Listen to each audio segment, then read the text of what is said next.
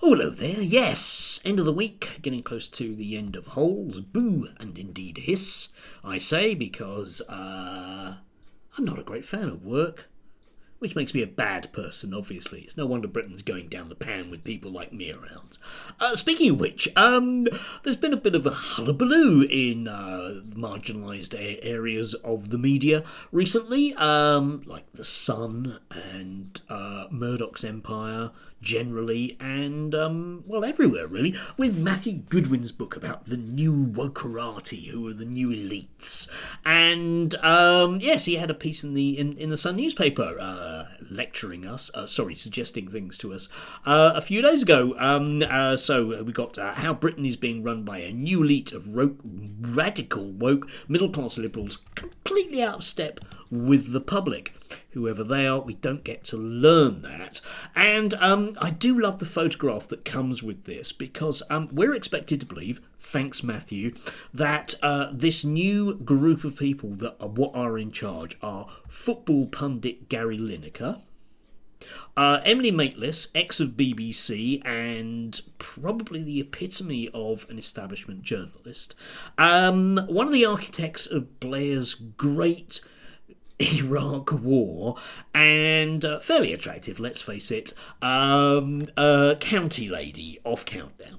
And these people are the new gits what are ruling Britain, okay? You're wondering why you can't get stuff in the shops. It's because of Carol Vorderman. Now, some of us with a thing we might call a memory might recall Carol Vorderman was the archetypal Thatcherite lady about a decade ago, but she's now become a bit of a scourge of the government because she asks those awkward questions, a bit like footballing guy, and indeed Alistair Campbell, who's kind of reinvented himself as a nouveau left winger. But leaving all that aside, anyway, lots of the commentariat, I think we can call them that, have jumped on this. We get pieces like this one, for example, from Lord David Frost. A real outsider who got into government, because nobody voted for him, and then he was that architect of that brilliant Northern Ireland peace treaty update Brexit thing, what we got. Do you remember him? Yeah, he's still in government, believe it or not. Britain's new elite doesn't live in the real world, he says. Man definitely lives in the real world. There are observers, not doers, and think practical constraints on policy can be overcome by hectoring. Yes, there he is, hectoring us in the press about the bad people. Or indeed Kathleen Stock, one of my favourites, the fantasy of Britain's liberal elite. Our ruling class is too apathetic to be woke, whatever that means. Yeah, her, do you remember her? Yeah, she was that archetypal woman who, that kind of middle class liberal, nobody of an academic, if you like, who was quite happily in her job, but managed to sort of like jump on the trans bandwagon, who gets a platform to say whatever she wants. But these new bad people. And the one that really made me laugh with Matthew was being interviewed by Mike Graham for Talk TV. Yeah, Mike Graham. Yeah, he asks really awkward questions like, "Oh yes, I totally agree with you." It must have been awful for Matthew to have to go up against the towering questioning ability of journalist Mike. Anyway, and yes, being questioned about what he wrote in The Sun, I'm in agreeing with him totally. And the problem I have with all of this stuff is all of these people that write this stuff are arguing that the reason why Britain is in the state that it's in isn't because they've been in charge for the last 40 years, but magically the other people who magically are in charge and are making it all wrong. Okay, and I just want to dive into another piece. This is by Adrian Waldridge, who's sort of famously, he's, a capable guy. He works for The Economist, neo-liberalism personified, and wrote a piece, here we go, The New Elite, The Rise of the Progressive Aristocracy.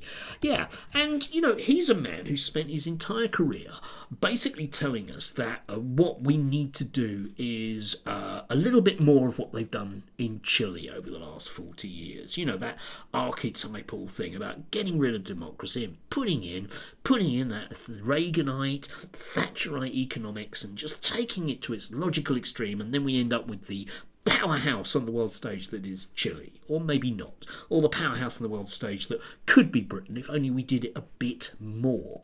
Now, having spent 40 years telling us to do this, we seem to have arrived at this point.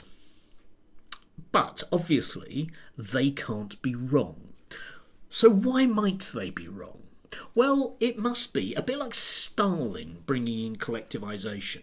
It can't be that collectivisation is wrong, it must be the kulaks. And the kulaks represent people, I think, in this metaphor, people like me, that ask those damned awkward questions like, are you sure about that, mate? That doesn't strike me as right. Anyway, just to read some of this stuff from the article, he outlines two major problems with this new wokerati, anti-meritocratic bastard git kulak types. The first is that it will reduce economic efficiency as we stuff more square pegs in round holes. Meritocratic societies and institutions are much more productive than non-meritocratic ones. Yes, and in many ways I would agree with him here. However, what he fails to see, of course, is that there is a stranglehold at the top of British society amongst a very tiny number of people whose children, no matter how stupid they are, always get the top jobs, don't they? Just look at our present cabinet. Are you going to seriously tell me that this is some sort of, intellectual powerhouse that's managed to get there? Suella Braverman. Yeah? Intellectual. Is she? Had to become Home Secretary. She was simply too brilliant for the job. Yeah, had to be her, didn't it, eh? Lord Frost, still in government. Yeah, look at what a brilliant job he did with the Northern Ireland thing, which was scuppered by the French. Anyway, it was their fault. The Kulak French. Yeah, they should be taken outside and shot, shouldn't they, these people? Yeah, it would be nice to live in a meritocratic society, mate, but we don't. Why? Because you have spent years persuading us that this is the way that we have to be. So inevitably the children of the middle classes end up in those plum positions. And here we go again. The second is it politicises the distribution of opportunities and jobs. One of the virtues of the meritocracy is it takes some of the heat out of job application. People with power try their hardest to give jobs to those who deserve them, and people who are disappointed can take comfort in the fact the system tried to be objective. Yes, do you see? It's not that, magically the children of the wealthy are getting all these plum jobs and it's causing a stagnation in society. It's that HR departments are appointing too many black people or women or trans or any other group you don't particularly like, the sorts of people that Matthew thinks aren't real people somehow. Yeah?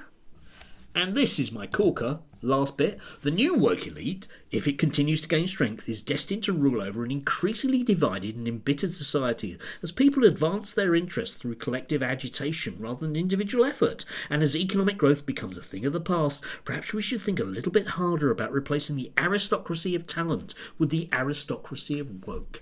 Yes. Absolutely. It's just we've had the aristocracy of talent for a very long period of time, and it appears to be a bit, talentless. The aristocracy of the woke? I don't know. Why don't you give a government post to Carol Vorderman? Are you going to tell me that she's going to do a worse job than Suella Braverman? Why not give a job to Gary Lineker? Is he going to be worse than Lord Frost?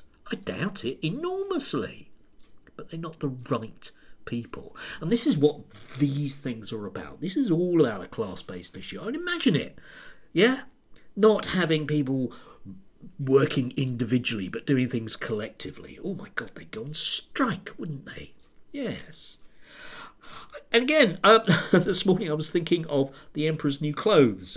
It's a story that we know very well, in the sense that the people at the top are persuaded, so they don't look ridiculous in the eyes of others, to accept something that is patently a lie.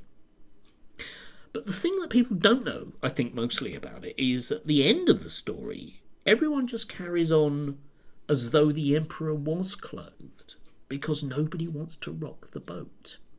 And that's what we have here. It is perfectly the emperor's new clothes, and everyone knows that the emperor is naked. But we can't say it. So therefore we'll blame Gary Lineker.